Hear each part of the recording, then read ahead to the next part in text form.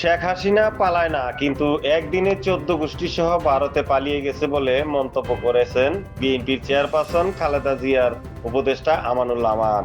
7ই October মঙ্গলবার বিকেলে সাভারের ভাকুরতা ইউনিয়নের ফিরিঙ্গিকান্দা এলাকায় ভাকুরতা ইউনিয়ন বিএনপির এক সমাবেশে যোগ দিয়ে প্রধান অতিথির বক্তব্যে তিনি এ মন্তব্য করেন। এ সময় তিনি আরো বলেন, আগামী ফেব্রুয়ারিতে অন্তর্বর্তীকালীন সরকার সুষ্ঠু ও নিরপেক্ষ নির্বাচনের আয়োজন করবে।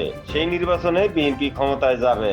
খুব শীঘ্রই বিএনপির ভারপ্রাপ্ত চেয়ারম্যান তারেক রহমান লন্ডন থেকে দেশে আসবে এবং তাকে লাখ লাখ মানুষ বিমানবন্দরে স্বাগত জানাবে। বিগত আওয়ামী লীগ সরকার বিএনপির নেতাকর্মীদের নামে মিথ্যা মামলা দিয়ে অনেক হয়রানি করেছে বলেও অভিযোগ করেন তিনি।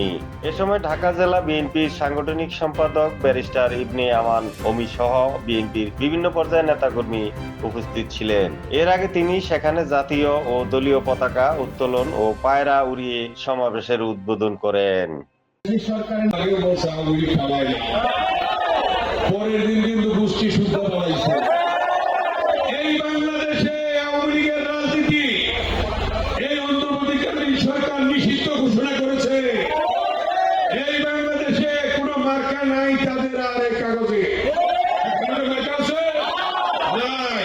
অতএব খুনি ফ্যাসিস্ট শেখ হাসিনা এই বাংলাদেশে রাজনীতি করার আর কোন অধিকার নাই।